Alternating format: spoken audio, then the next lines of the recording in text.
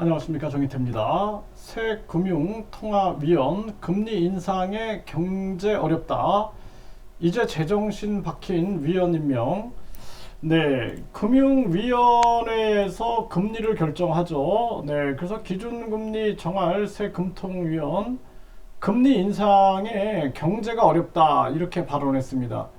이 제정신으로 이제 말을 하는 겁니다. 금리 인상이 모든 경제에 지금 위기에 어려움을 조장했던 거예요. 이거는 지금 이 박춘섭 신임 금통위원이 이런 얘기를 했어요.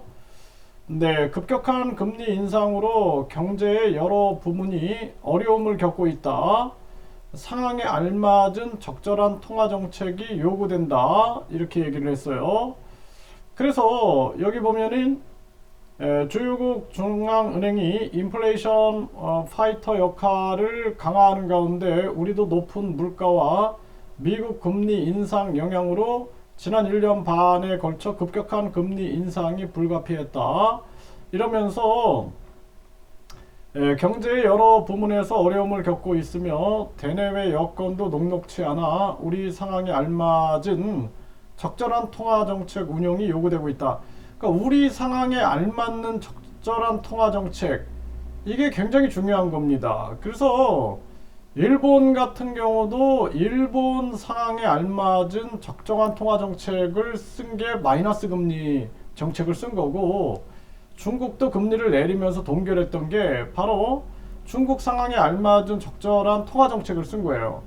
그런데 우리나라는 이창용이가 계속 미국만 따라했죠.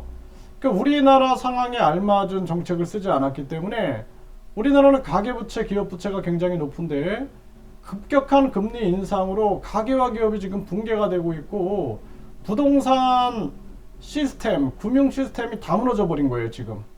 그래서 지금 전세 사기, 뭐 깡통 전세 이런 게 나오는 것도 사실상 급격한 금리 인상으로 인해서 부동산 시스템, 금융 시스템이 다 붕괴가 된 겁니다.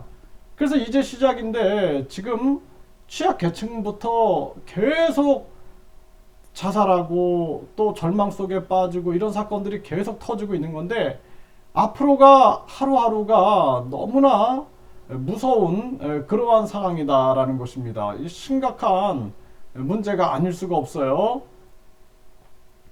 정말 가슴 아픈 현실이 아닐 수가 없습니다.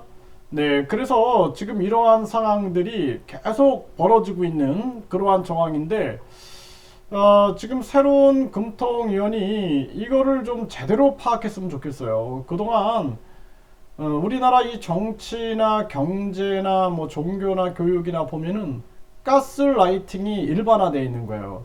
그러니까 일반인들의 인지를 다 왜곡시켜 버리는 거죠. 인지 혼란을 줘가지고, 그리고 이제 자기들이 심리적 지배를 하는 형태로 끌고 가는데, 지금 경제에서도 미국이 급격한 금리 인상으로 달러 기축통화 패권을 쥐기 위해서 무리수를 둔 겁니다.